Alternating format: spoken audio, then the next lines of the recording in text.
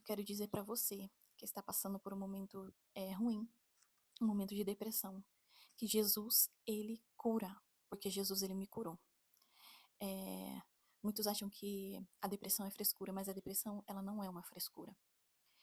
E eu quero dizer para você que vai fazer exatamente 12 anos que eu aceitei a Jesus. E antes de eu aceitar Jesus, eu vivia dentro de um quarto, trancada, não queria sair, não queria comer, não sentia fome. Eh, eu vivia cortando os meus braços. Eu vivia com os braços cortados, com as pernas cortadas.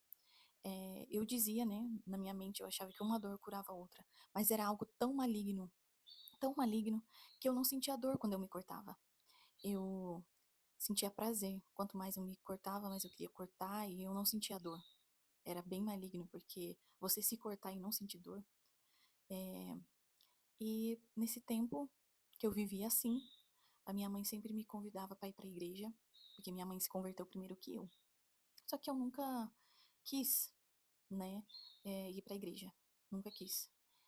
Quando eu ia só pra agradar minha mãe, mas nada sério, assim. Nada que me chamasse atenção, que eu gostasse de ficar lá. Pelo contrário, eu não gostava de crente e eu falava que eu nunca ia ser crente.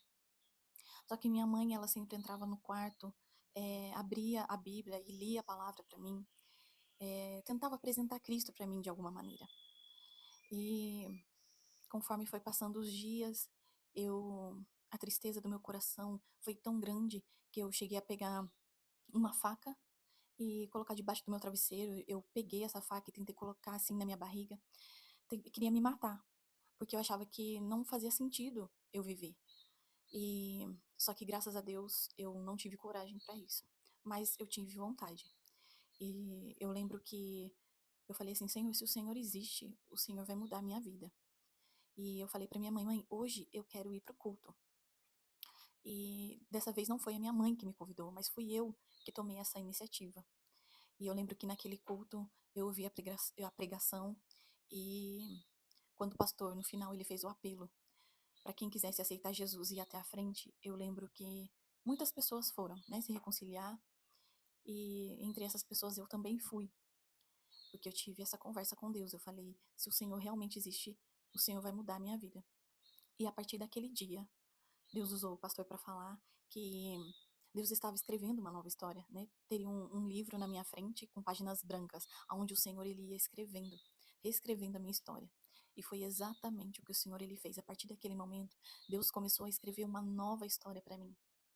Então, se você está passando por este momento, também de depressão, de achar que a sua vida não faz sentido, vá para os pés de Cristo. Jesus, ele tem o melhor para mim, ele tem o melhor para você. Ainda que pareça que não, mas ele tem.